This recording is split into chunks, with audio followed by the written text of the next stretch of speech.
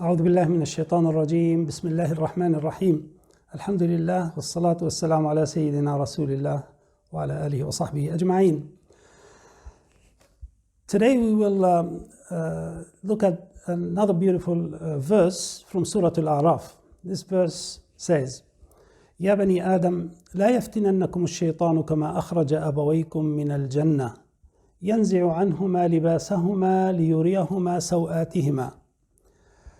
O children of Adam, let not the Shaytan deceive you as he did with your parents, Adam and Eve.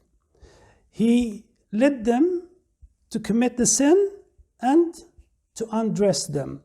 So they lost their dress, their covering.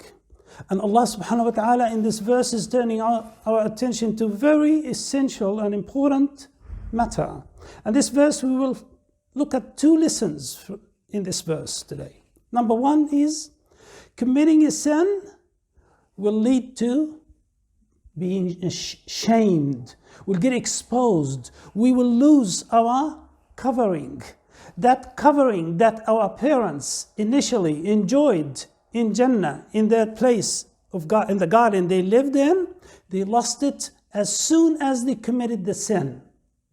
And they felt the shame of committing the sin. They said, "Oh Lord, we wronged ourselves, so forgive us. رَبَّنَا ظَلَمْنَا أَنفُسَنَا وَإِن لَمْ تَغْفِرْ لَنَا وَتَرْحَمْنَا لَنَكُونَنَّ مِنَ الْخَاسِرِينَ." We wronged ourselves, so forgive us. Allah forgave them. That was the very first and important lesson. They committed the sin and they lost their covering. Committing a sin means we lose this covering, this leeway that we enjoy, we lose it with committing any sort of sin. Not the first one only. We see it today. We see all around the world that there's a lot of suffering because of the consequences of committing sins.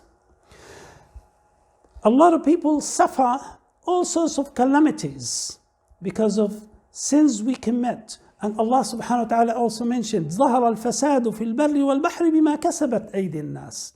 That corruption is spreading in the land and in the sea because of what people's hands earned, what we commit ourselves. So we always need to check what is the thing that we did to cause such havoc, such misery around. So always it's an invitation for us to check what is wrong, why this shaming, why this loss of covering, loss of dress that we suffer from. We need to check on ourselves. Allah subhanahu wa ta'ala is leading us to learn from that lesson. That was the very first part. The second lesson we draw from this verse is, yes, we could fall into committing sins. Yes, we have the ability to do that, and we could possibly get weak. But it's not the end.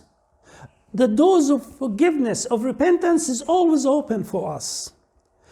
The worst thing could happen is not just committing the sin. Worse than that is to despair from the mercy of Allah subhanahu wa ta'ala. Allah's forgiveness is always there awaiting for us. And it's with no limit. Allah subhanahu wa ta'ala said, if your sins would reach the heavens, my forgiveness would embrace you all.